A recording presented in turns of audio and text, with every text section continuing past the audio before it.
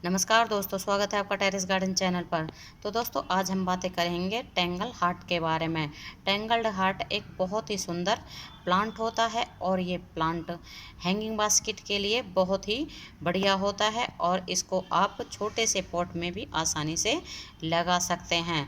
और अगर इसके सॉइल मीडिया की बात करें तो इसको हमेशा वेल ड्रेन सॉइल में ही लगाना है, जैसे एक हिस्सा गार्डन सॉइल, एक हिस्सा रेत और एक हिस्सा कंपोस्ट या वर्मी कंपोस्ट या फिर आप गोबर की सड़ी हुई खाद भी ले सकते हैं।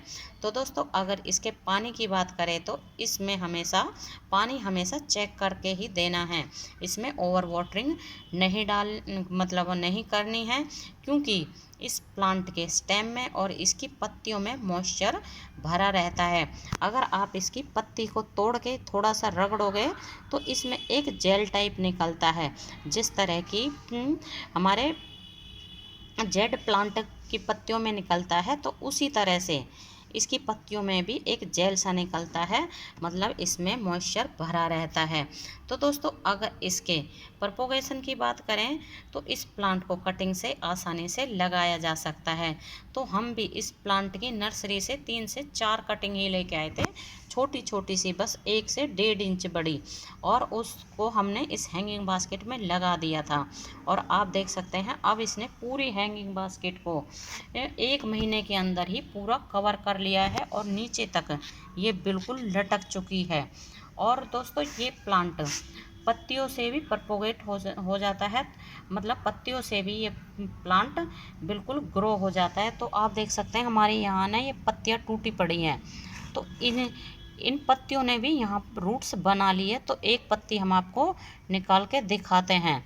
तो आप ये देख सकते हैं कि इसने टेंगल हार्ट के प्लांट की पत्ती ने भी रूट्स बना ली है। ये इसकी रूट्स बन चुकी है पत्तियों में, और आप चाहें तो इसको पत्तियों से भी प्रपोगेट कर सकते हैं। और आप नर्सरी से इस तरह का एक ही प्लांट ले आएँ या फिर 2-3 कटिंग ले आए, जैसे कि हम लेके आए थे, या फिर उसको फिर आप पत्तियों से भी अलग अलग जैसे पत्तियां लगा दें तो ढेर सारे प्लांट बन जाते हैं। और आप कटिंग से भी इसके ढेर सारे प्लांट बना सकते हैं। तो दोस्तों, अगर इसके सनलाइट की बात करें तो इस प्लांट को ऐसी जगह रखना है जहां इसके ऊपर सुबह सुबह की 1 से 1.5 घंटे की धूप आए, या फिर आप इस प्लांट को ग्रीन नेट के नीचे रख सकते हैं जहां इसके ऊपर छन कर धूप आए। मतलब समर सीजन में इसको डायरेक्ट सनलाइट में नहीं रखना है। और मॉनसून के मौसम में भी इसको बिल्कुल ओपन में, मतलब कि जैसे कि हमारे यहाँ 3-4 दिन से लगातार बरसात हो रही है, तो आपको जैसे कि 3 लगातार बरसात होती है तो इसको बिल्कुल ओपन में नहीं रखना है। जब ज़्यादा बरसात हो तो इसको एक साइड में रख दें, ऐसी जगह जहाँ इसके ऊपर डायरेक्ट बरसात ना पड़े, क्योंकि अगर बारिश का ज़्यादा पानी इसके गमले में जमा हो जाता है तो भी ये प्लांट हमारा ख़राब हो जाता है, गल जाता है। क्योंकि जैसे कि आपको बताया है कि इसकी पत्तियों में और इसकी स्टेम में पानी स्टोर रहता है, तो इसलिए इसको पानी की ज़रूरत कम ही होती है। इसको पानी हमेशा चेक करने के बाद ही डालना है, और बरसात में तो खासकर इसके पानी का ध्यान रखना है। क्या होता है कई बार कि ऊपर से तो पानी सूख जाता है, लेकिन मिट्टी के अंदर पानी भरा रहता है। तो इस तरह से इसमें हम ऊपर की मिट्टी को देखकर ही इसमें पानी डाल देते हैं, लेकिन हमें इसमें अंदर तक उंगली डालकर एक कम से कम आधा 1 इंच तक उंगली डालने के कर देखना है। अगर इसमें अंदर से पानी भरा रहता है तो हमें पता चल जाता है। तो इस तरह से, तो दोस्तों, इस प्लांट को आप नर्सरी से भी ला सकते हैं, या फिर आपके कहीं फ्रेंड्स के यहाँ या फिर पड़ोसियों के यहाँ इस तरह का प्लांट लगा हुआ है, तो वहाँ से आप इसकी 1-2 ब्रांच ले आएं और उसको सैंडी सॉइल में ग्रो कर दें। फिर इस तरह से ही ये पूरे ही बास्केट को या फिर पॉट को कवर कर लेता है। तो आप देख सकते हैं हमारे इस मतलब प्लांट ने भी पूरे हैंगिंग बास्केट को कवर कर लिया है। और इसको जैसे कि हम हैंगिंग बास्केट में लगाते हैं और ये नीचे की तरफ लटकता है, तो फिर ये लटका हुआ बहुत ही ज़्यादा सुंदर लगता है। और इसकी पत्तियाँ थोड़ी है ना मोटी मोटी सी होती हैं, जिस तरह की अभी आपको बताया है जेड प्लांट की होती है, मोटी मोटी सी, क्योंकि इनमें पानी स्टोर रहता है। तो इसकी पत्तियाँ थोड़ी मोटी मोटी रहती हैं और इसकी पत्तियाँ शाइनी भी रहती हैं।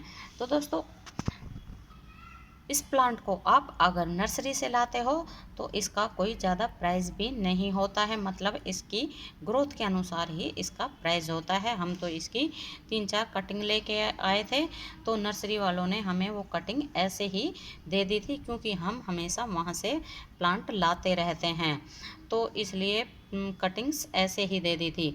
और अगर आप जैसे कि ख़रीद के लाते हो प्लांट, तो इसकी हाइट के अनुसार ही इसका मतलब ग्रोथ के अनुसार ही इसका प्राइस होता है। अगर इस तरह की आप हैंगिंग बास्केट लेते हो बिल्कुल फुल भरी हुई, तो फिर वो हैंगिंग बास्केट आपको 200 से 250 रुपये में मिलती है।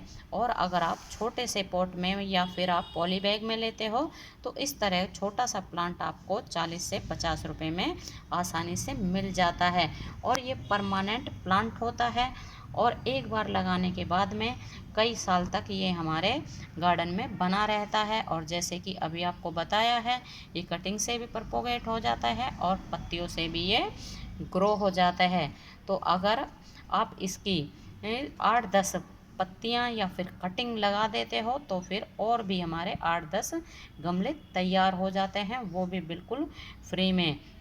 और ये लगे हुए बहुत ही ज़्यादा सुंदर लगते हैं, और हैंगिंग बास्केट में तो ये बहुत ही सुंदर लगते हैं।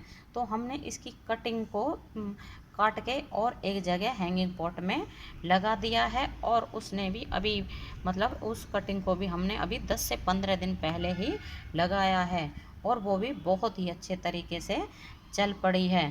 तो दोस्तों आज के लिए बस इतना ही, फिर मिलते हैं। नमस्ते जी, धन्यवाद।